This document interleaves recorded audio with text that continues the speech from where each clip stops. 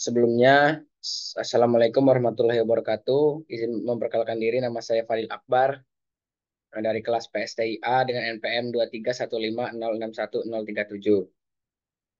Di sini saya akan mempresentasikan eh,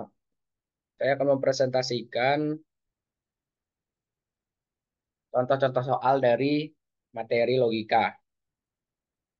Yang pertama itu ada resolusi. Jadi contoh soal dari resolusi ini adalah saat diberikan klausa berikut dalam bentuk CNF. Nah, klausa yang pertama yaitu negasi P atau Q atau R. Yang kedua, negasi Q atau S. Yang ketiga, negasi R eh, atau negasi S atau T. Yang keempat, negasi T atau U. Yang kelima, negasi U. Yang keenam, P. Buktikan bahwa R benar menggunakan aturan resolusi.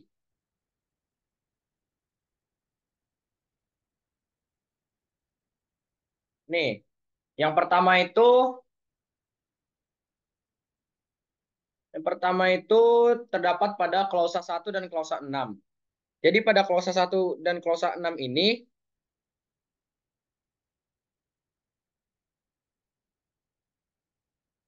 jadi pada klausa 1 dan klausa 6 ini kita memakai klausa 1 dan klausa 6 yaitu negasi P atau Q atau R. Dan klausa 6-nya yaitu negasi P. Resolusinya Q atau R dari hasilnya, jadi dia ini akan menghabiskan P-nya ini. Jadi P dengan negasi P akan habis menjadi 0. Jadi dia hanya menyisakan Q atau R dari negasi P atau Q atau R dan P. Kemudian kita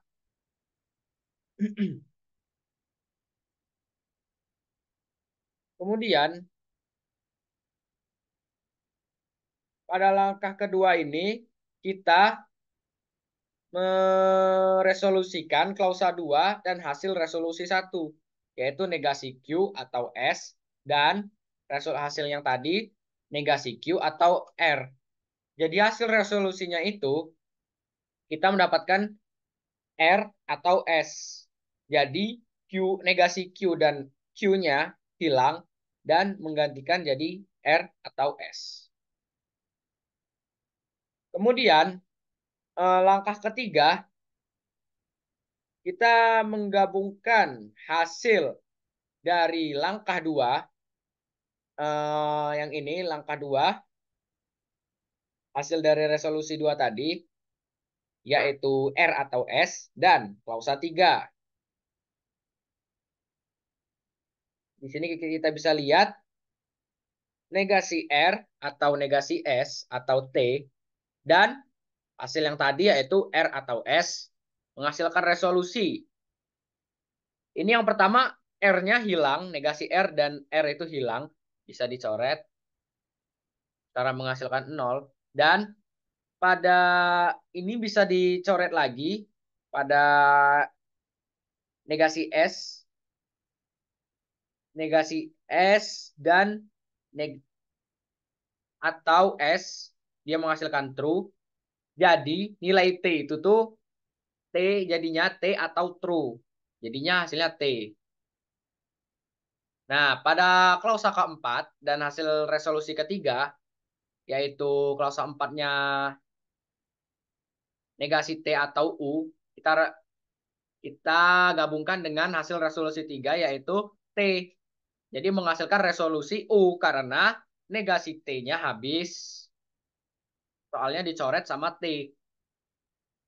Kemudian pada langkah kelima, kita ini langkah terakhir, kita menggabungkan klausa 5 dan hasil resolusi dari keempat tadi. Jadi negasi U digabung dengan U. Dia menghasilkan resolusi kosong yang dimana resolusi kosong ini menunjukkan bahwa ada kontradiksi jika kita menganggap R salah. karena asumsi bahwa R salah mengarah pada kontradiksi, kita dapat menyimpulkan bahwa R harus benar untuk menjaga konsistensi sistem klausa yang diberikan. Kemudian terdapat materi kedua, yaitu deduksi alami. Pada deduksi alami ini, kita contoh soalnya, kita membuktikan bahwa kesimpulannya itu adalah R, di mana ada premis satu yaitu jika P maka Q, jika P jika P maka Q maka R. Premis duanya jika S maka P. Premis tiganya S. Kesimpulannya R. Nah, kita membuktikan bahwa kesimpulannya itu R. Langkah pertama, kita tulis dulu premis-premisnya, yaitu sesuai yang tadi. Langkah keduanya, dari 3 dan 2, premis 3 dan 2, kita menggunakan modus ponens. Jadi, pada premis 3 yaitu S, pada premis 2 yaitu jika S maka P. Jadi, kesimpulannya itu P. Kemudian, langkah ketiganya, kita asumsikan jika P maka Q. Pada langkah ketiganya, jika P maka Q dengan tujuan menggunakan premis P jika P maka Q maka R. Langkah keempatnya, dari premis 1 dan premis 5, kita menggunakan modus ponens lagi. Yaitu jika P maka Q maka R. Dan premis 5, asumsi 5, maksudnya asumsi 5 itu yang ini tadi, langkah 3 ini. Jika P maka Q. Jadi kesimpulannya kita dapat simpulkan bahwa kesimpulannya adalah R dari 3 premis ini. Kesimpulannya adalah R. Kemudian selanjutnya ada logika predikat. Pada logika predikat ini kita buat contoh soal, yaitu pertama, semua burung bisa terbang. Ini dalam bahasa logikanya bisa semua X, jika burung X, maka bisa terbang X. Yang kedua, penguin adalah burung. Jadi burung tanda kurung penguin. Yang ketiga, jadi penguin bisa terbang. Ini kesimpulannya. Bisa terbang, itu adalah penguin. Kita masuk struktur logikanya pada argumen ini.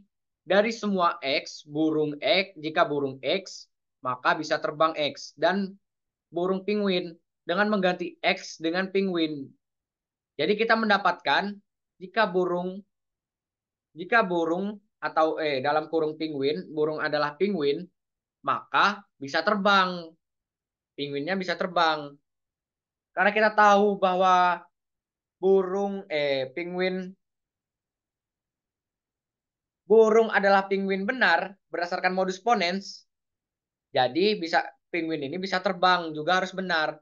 Namun karena kita tahu premis pertama itu semua X, jika burung X maka bisa terbang adalah salah. Nah, kita tahu ini salah, bukan burung, maaf, ini maksudnya penguin.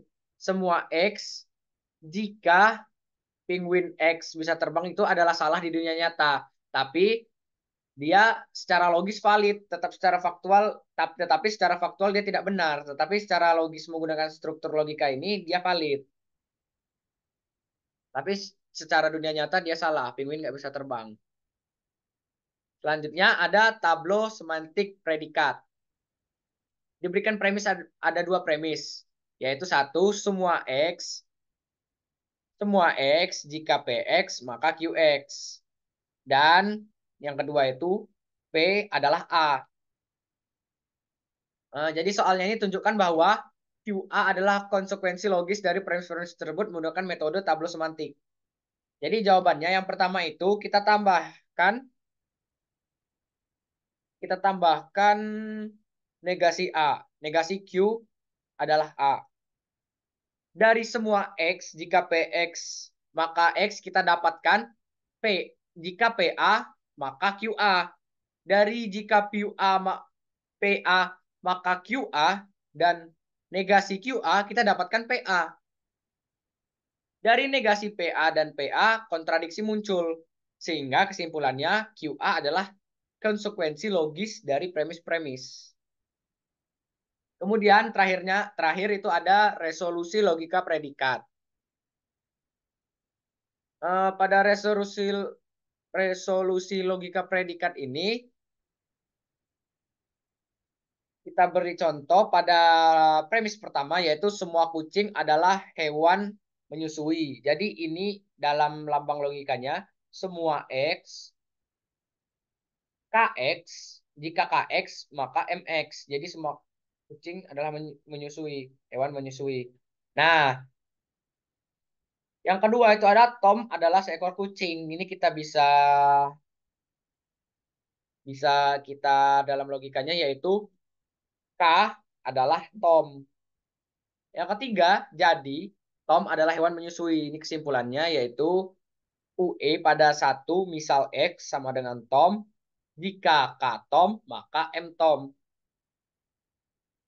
Yang keempat, MP antara 3 dan 2. Jika K Tom, maka H Tom. Ininya K Tom.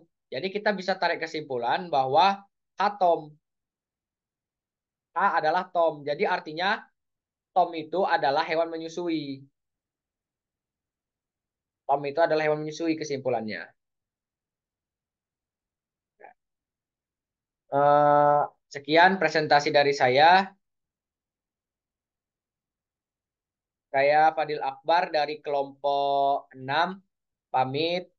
Kalau ada salah kata, saya mohon maaf. Saya akhiri. Wassalamualaikum warahmatullahi wabarakatuh.